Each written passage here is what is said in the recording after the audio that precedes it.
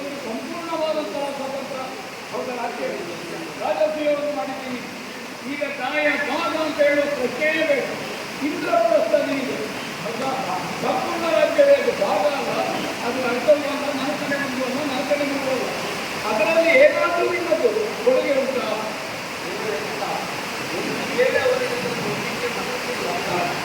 ಈ 5 ಜನರಿಗೆ 5 ಗ್ರಾಮವನ್ನಾದರೂ ಕೂಡ ದಾಯ ಭಾಗದಲ್ಲಿ 5 ಗ್ರಾಮವನ್ನು ಹೇಗೆ ಕೊಡಬೇಕಮ್ಮ?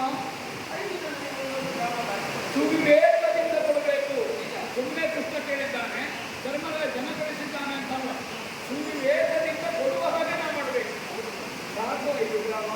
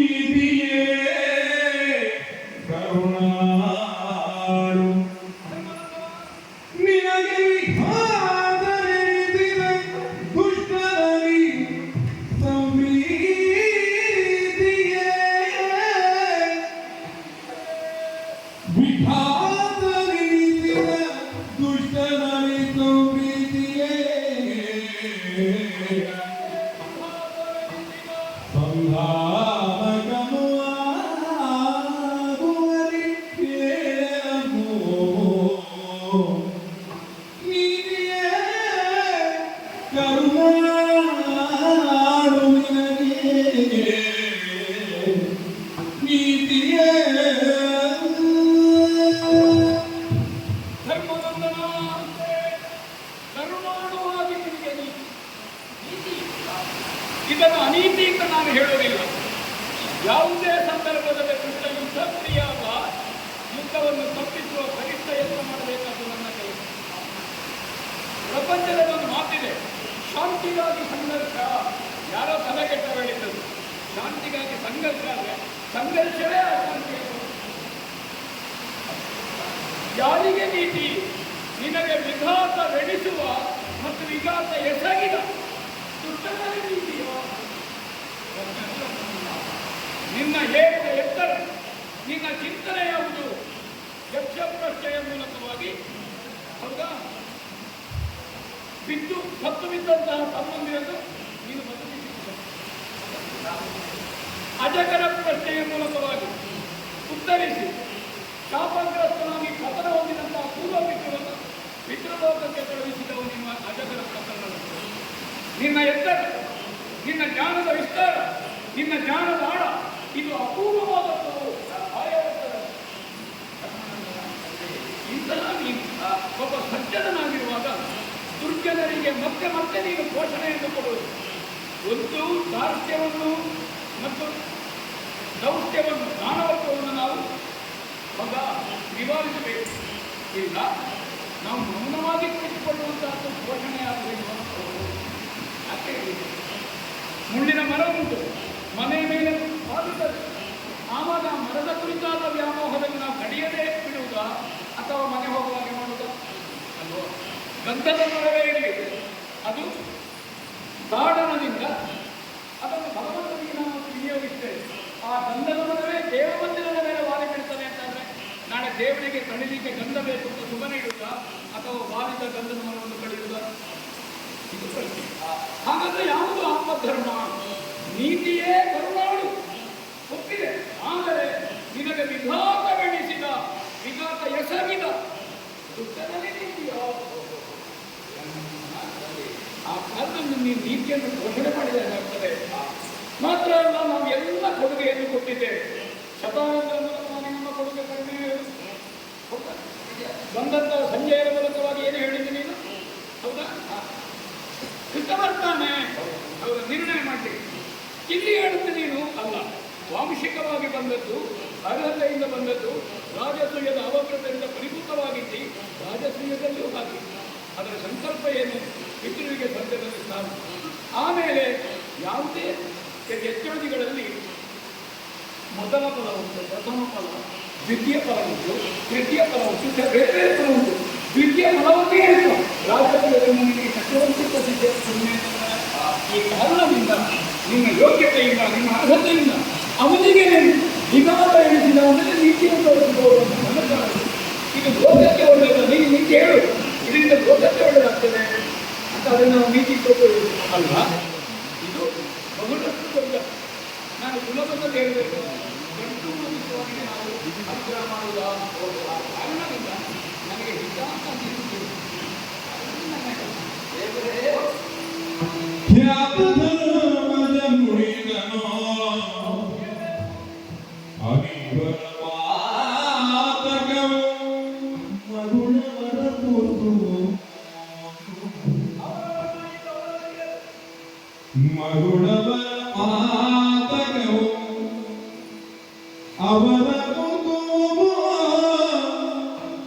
ಅವರ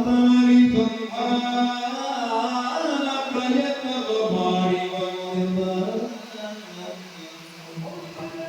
ಅನಿಮಲ ಪಾತಕವು ಮಗುಳವರ ಕುಂದು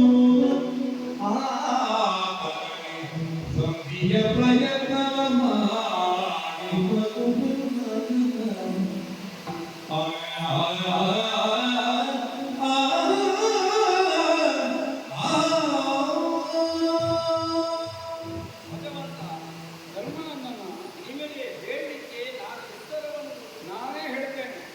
ಭೀಮನಿಗೆ ವಿಷದ ಲಕ್ಷಣೆ ಕೊಟ್ಟದ್ದು ಒಂದು, ಅವನನ್ನು ಎತ್ತಿ ನೀರಿಗೆ ಹಾಕಿದ್ದು ಮತ್ತೊಂದು, ಎರಡು ಹಲಗಿನ ಆಲಯಕ್ಕೆ ನಿಮ್ಮನ್ನು ಕಳುಹಿಸಿದ್ದೊಂದು, ಅಲ್ಲಿ ಬೆಂಕಿ ಕೊಡುವ ಪ್ರಯತ್ನ ಮಾಡಿದ್ದು ಇನ್ನೊಂದು, ಅಲ್ಲಿ ಎರಡಾಯಿತು. ಹೌದಾ?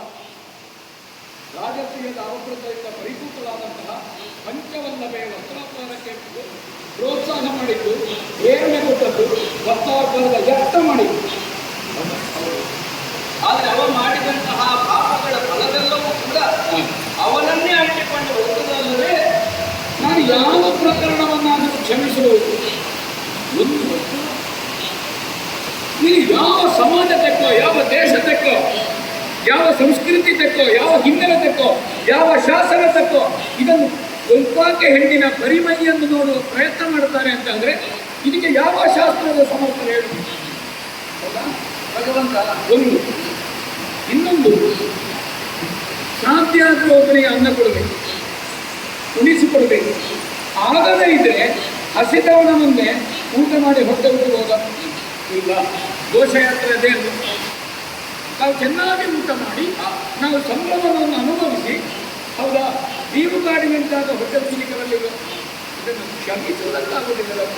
ಧರ್ಮನಂದನ ಭಗವಂತ ಕ್ಷಮೆಯೇ ನಿನಗೆ ಆಭರಣವಾಗಬೇಕು ಎನ್ನುವ ಹಾಗೆ ನನ್ನ ಧರ್ಮ ನನಗೆ ಹೇಳಿದಂತಹ ಏನು ತಪ್ಪುಗಳನ್ನವ ಮಾಡಿದ್ದ ಅದರ ಕರ್ಮಫಲವನ್ನು ಅವನು ಅನುಭವಿಸಿ ಅನುಭವಿಸ್ತಾನೆ. ಆ ಕುರಿತಾಗಿ ವಿಮರ್ಶೆಗಳನ್ನು ಮಾಡಿಲ್ಲ. ಆ ಕುರಿತಾಗಿ ಶಿಕ್ಷಾರ್ಹವಾದಂತಹ ನಡೆಯಲ್ಲಿ ಮುಂದುವರಿಯುವುದಕ್ಕೆ ನನ್ನ ಮನಸ್ಸು ಗೊತ್ತಿದೆ. ಅವ ಮಾಡಿದ್ದಕ್ಕೆ ಫಲವನ್ನು ಅವನೇ ಅನುಭವಿಸಿದ್ದಾನೆ. ಯಾವುದೋ ಮನೆಯ ಹೆಣ್ಣು ಮಕ್ಕಳನ್ನು ಯಾರೋ ಒಬ್ಬ ಏನೋ ಮಾಡಿದೆ ಎನ್ನುವುದರಿಂದ ತನ್ನ ಮನೆಯ ಹೆಣ್ಣು ಮಗಳನ್ನು ಹೀಗೆ ಮಾಡಿದೆ ಎನ್ನುವ ಕಾರಣಕ್ಕಾಗಿ ಇನ್ನೂ ಹೋಗಿ ಆಚೆ ಮನೆಯ ಹೆಣ್ಣು ಮಗಳನ್ನು ಬಲಾತ್ಕರಿಸುವುದು ಸರಿಯಾದಂತಹ ನಡೆ ಅಲ್ಲ, ಅದು ಹಾಗಾಗುವುದಿಲ್ಲ. ಈಗ ನಾನು ಆಚೆ ಮನೆ ಹೆಣ್ಮಗಳನ್ನು ಬಲಾತ್ಕರಿಸಿದ ಅದಕ್ಕೆ ಪ್ರತೀಕಾರ ಅಲ್ಲ.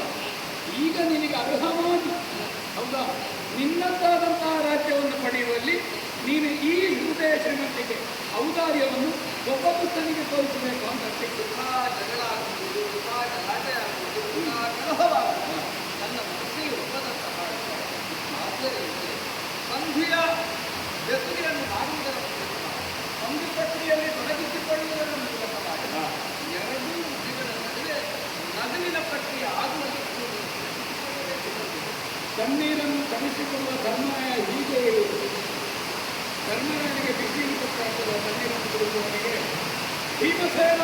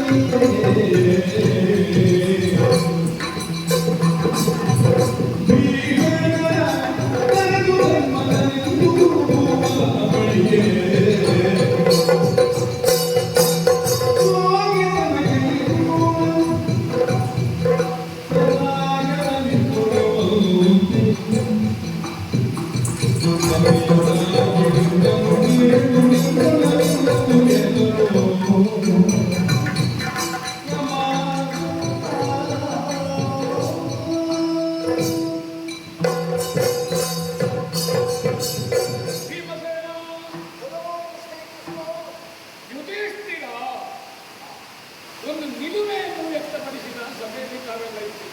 ಸರಿ. ವಾಯಭಾಗದಲ್ಲಿ 5 ಗ್ರಾಮವನ್ನು ಸುವಿವೇಕದಿಂದ ಸುಯೋಧನ ಕೊಡುವಂತದಲ್ಲಿ ಮಾಡಿ ಬರಬೇಕು ಕೃಷ್ಣ. ಸರಿ. ಅವ ಎಸಗಿದಂತ ಅಧರ್ಮದ ಕುರಿತಾಗಿ ನಾನು ಹೇಳಿದೆ. ಪಾಪಿ ಪಾಪೇನ ಹನ್ಯತೆ, ಧರ್ಮರೇನ ಮಾತು ಪ್ರಸ್ತಾಪೇನ ಒಂದು ಮಾತು ಹೇಳಿದ. ನಾವು 5 ಇದ್ದೇವೆ, 5 ಗ್ರಾಮವನ್ನು ಕೊಡಬೇಕು. ಧರ್ಮರಾಯನ ಆಶಯದ ಒಬ್ಬೊಬ್ಬರಿಗೆ ಒಂದೊಂದು ಗ್ರಾಮವನ್ನು ನಾ ಎಣಿಸಿ ಹೇಳಿ ಆಯ್ತು. ಅವರೊಂದಿಗೆ ಹೋಗಿ ನಮಗೆ 5 ಊರನ್ನು ನೀನು ಕೇಳಿ ಬರುವುದು ಕೃಷ್ಣ.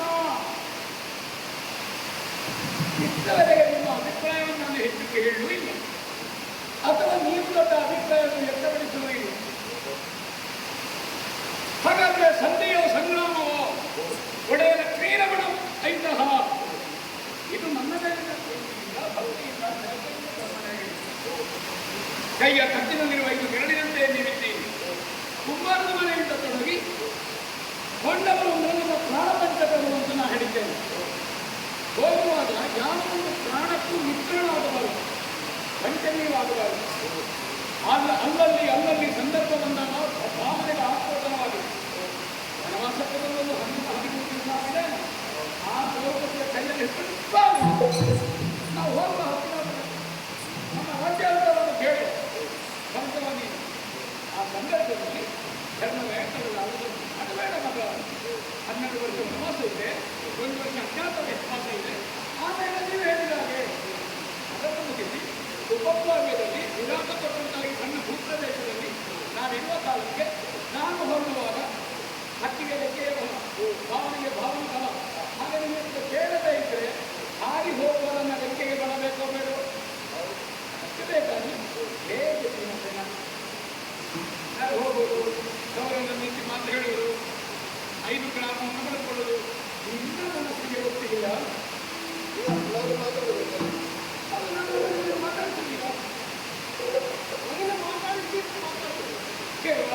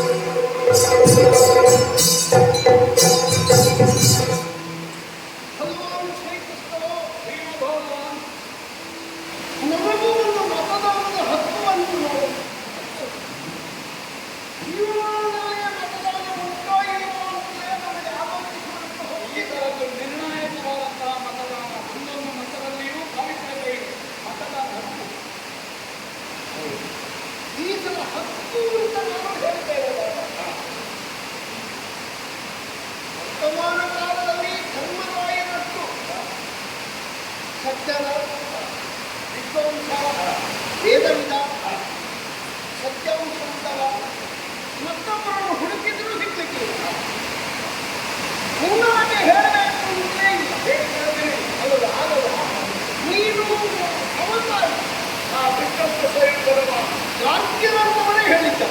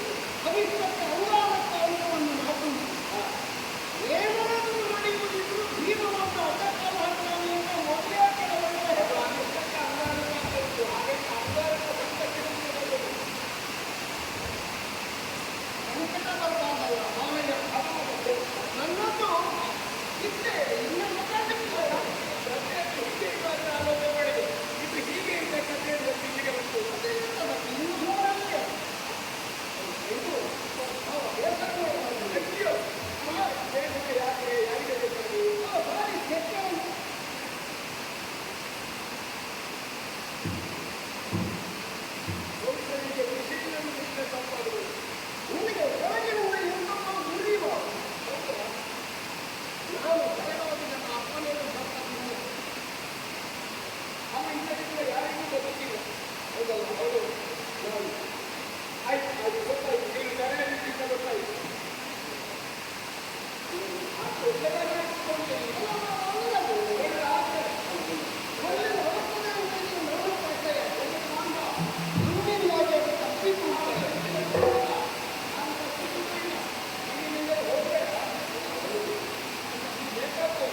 ನಾನು ಈ ಸಭಾಭವನದ ಹೊರಗೆ ಕದಲಿಯಲ್ಲಿ ಕೂತಿದ್ದೇನೆ. ನೀನು ಎಷ್ಟೊತ್ತಿಗೆ ಮಾತಾಡೋದೆಲ್ಲ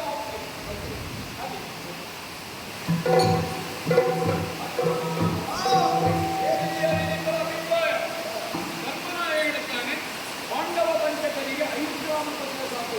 ಓಹೋ, ನಿನಗಿಂತ ಮೊದಲು ಹುಟ್ಟಿದ ನಿನ್ನ ಅಣ್ಣ ಹೇಳ್ತಾನೆ ಧರ್ಮರಾಯನಿಂದ ಮತ್ತೆ ಹುಟ್ಟಿದಳು. ಧರ್ಮರಾಯನಿಗೆ ನೀತಿ ಅಂತ ಕಂಡ್ರೆ ಅದು ನೀತಿ ಅಂತ ಹೇಳುವುದೂ ಇಲ್ಲ. ಧರ್ಮರಾಯನಿಗೆ ನೀತಿ ಅಂತ ಕಂಡೆ ನಾ ಅರ್ಥವಿಸಿಕೊಂಡಿದ್ದು ಭೀಮನಿಗೆ ಇದು ಸತ್ಯವಾಗಿಲ್ಲ. ಕೃಷ್ಣ ನಿನ್ನ ಮನಸ್ಸಿಗೆ ಒಪ್ಪಿದ್ರೆ ನನ್ನ ಹತ್ರ ಭಕ್ತಿ ಬಿಟ್ಟು ಹಾಗಿಂತ ವಿಷಯದಲ್ಲಿ ಆಕ್ಷೇಪ ಉಂಟು. ಹೌದಾ? ರೋಗ ಹೋಗಬೇಕು, ಕಷಾಯ ಕುಡಿಲಿಕ್ಕಾಗುವುದಿಲ್ಲ. ಹೀಗಾಗಿ ಮಾತ್ರ ಅಲ್ಲ, ಗೌರವ ಅದನ್ನು ಕೊಟ್ಟರೆ ಈ ಕೊನೆಯನ್ನು ಅರ್ಥ ಮಾಡಿಕೊ. ನಾನು ಸಂಧಾನಕ್ಕಾಗಿ ಧರ್ಮರಾಯನಿಂದ ಪ್ರೇಷಿತನಾಗಿ ಹೊರಟಿದ್ದೇನೆ. 5 ಗ್ರಾಮವನ್ನು ಪಡೆಯುವಲ್ಲಿ ಈ ಸಂಧಾನ ಪ್ರಕ್ರಿಯೆಯಲ್ಲಿ ಅರ್ಜುನ ನಿನ್ನ ಮನಸ್ಸಿಗೆ ಕಾಣ್ತದೆ.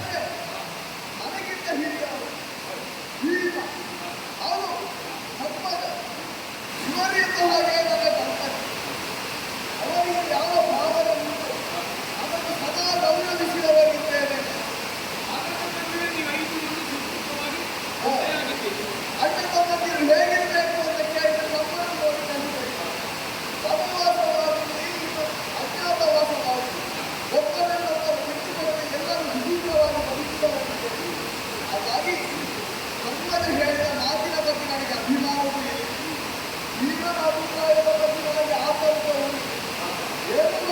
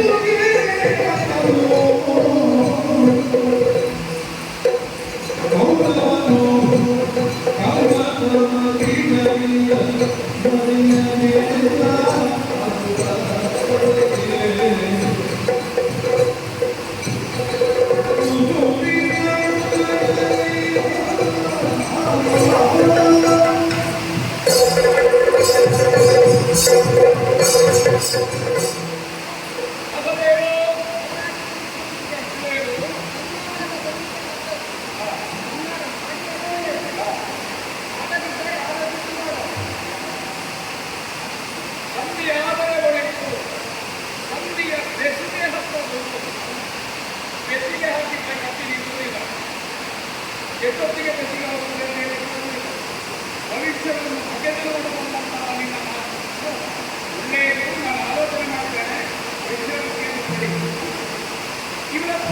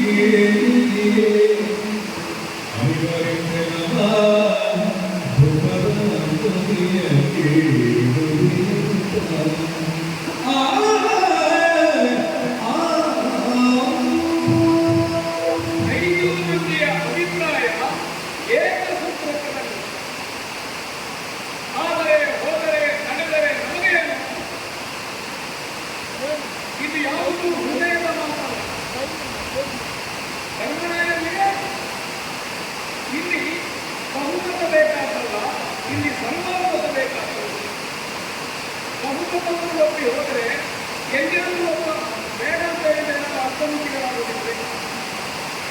ಸರ್ವಾಂಗ ನಿರ್ಣಯ ಆಗಬೇಕು. ಬೀಸುವ ಗಾಳಿ ಪ್ರಭಂಜನವಾಗಬೇಕು. ಪ್ರಭಂಜನ ಪ್ರವೃತ್ತಿಯೇ ಗಾಳಿಗಿಲ್ಲ ಅಂತಾದರೆ ಏನು ಪ್ರಯೋಜನ? ಗಾಳಿ ಬೀಸಬೇಕು ಅಂತಾದರೆ ಬೆಂಕಿ ಹವಾಮಾನ ಬೇಕು. ಹಿಮವಾಯು ಸಂಜಾತ ಭೀಮಭಾವ. ಅವಳು ಹೇಗೆ ತಂಗಿ, ಯಾಕೆ ತಂಗಿ ಅಂತ ಮುಖ್ಯ ಅಲ್ಲ. ನಾನು ಕೃಷ್ಣ, ಅವಳು ಕೃಷ್ಣೆ. ಒಂದೇ ದಕ್ಷಿಣದಿಂದ ಬಂದಿದ್ದರು ಅಂತ ಕೇಳಿದರೆ ಉತ್ತರ ಇಲ್ಲ. ನನ್ನ ಒತ್ತಿಗೆ ಹುಟ್ಟಿದ ಸುಭದ್ರಗಿಂತ ಹೆಚ್ಚಿನ ಆತ್ಮೀಯತೆ, ಪ್ರೀತಿ, ವಿಶ್ವಾಸ, ಪ್ರೇಮ ನನಗೆ ಕೃಷ್ಣ ಏನಿದೆ. ಯಾಕೆ ಪ್ರಶ್ನೆಗೆ ಉತ್ತರ ಇಲ್ಲ. ಹೌದು, ಬೆಂಕಿ ಉರಿಯಲ್ಲಿ ಕುರಿಬೇಕು, ಗಾಳಿ ಬೀಸಬೇಕು. ಅಲ್ಲದೇ ಇದ್ದರೆ ಸಮರ ಸಂಧಾನ ಸರಿಯಾಗಿ ಆಗುವುದಿಲ್ಲ. ಇದು ಸಮರ ಸಂಭ್ರಮ ಭಾವ. ಗಾಳಿ ಬೀಸುವಾಗ ಬೆಂಕಿ ಉಳಿದರೆ ಒಳ್ಳೆಯದು, ಬೆಂಕಿ ಉರಿಯುವಾಗ ಗಾಳಿ ಬೀಸಿದರೆ ಒಳ್ಳೆಯದು. ಅದಕ್ಕಾಗಿ ಅಗ್ನಿ ಸಂಭವೇ ದುಃಖದಿಂದ, ನೋವಿನಿಂದ ನವೆದು ಎಲ್ಲ ಹೆಣ್ಮಕ್ಕಳು ತಮ್ಮ ಸಿರಿಮುಡಿಯನ್ನು ಕಟ್ಟಿ ಬಿಗಿದು ಅಲಂಕಾರ ಮಾಡಿ ಹೋಗುತ್ತಿದ್ದರೆ ಎಲ್ಲ ಅಲಂಕಾರಗಳಿಗೆ ಯಾವುದು ಭೂಷಣ? ಶಿರೋಭೂಷಣ. ಆ ಅಲಂಕಾರವನ್ನು ಮಾಡಿಕೊಳ್ಳುವುದಕ್ಕೆ ನಮಗೆ ಅವಕಾಶವಿಲ್ಲ. ವನವಾಸಕ್ಕೆ ಹೋಗಿದ್ದೆ ನಾನು. ಅವರ ಜನರಿಗೆ ಸಂದರ್ಭದಲ್ಲಿ ಬಿಟ್ಟು ಕೂದಲನ್ನು ಪಾದಕ್ಕೆ ಹರಡಿದ್ದು ಕಣ್ಣೀರಿಳಿಸಿತ್ತು. ಸುಲಲಿತವಾಗಿ ಸುಲಿವಡೆದು ಕಣ್ಣೀರಿಳಿಸುವಾಗ ಒಂದೇ ಸಂಜೆ ಅಂತ ಹೇಳಿದ. ಒಂದೇ ನಕಟಾ ಸಂಜೆ ದ್ರೌಪದಿಯ ಕಣ್ಣೀರು ಕಾಡಿನಲ್ಲಿ ನನ್ನ ಪಾದವನ್ನು ಹೊಯ್ತು. ಆ ಕಾರಣದಿಂದ ಅವಳ ಹತ್ರ ಆಡಲೇ ನಾನು ಹೋಗುತ್ತದೆ. ಹೋದರೆ ಯಶಸ್ವಿ ಅಲ್ಲ. ಅದಕ್ಕಾಗಿ ಒಬ್ಬ ವೃತ್ತಿಯನ್ನು ಕರೆದು ಕಳಿಸಿದ್ದೆ. ನಿಮಗೆ ಹೊರಟ ಕೃಷ್ಣನ ಅಭಿಪ್ರಾಯ ಏನು? ನಿನ್ನ ಅಣ್ಣ ಕೃಷ್ಣ ಸಂಧಾನಕ್ಕೆ ಹೋಗ್ತಿದ್ದಾನೆ. ಸಂಜೆಯನ್ನು ಕಾಣುವ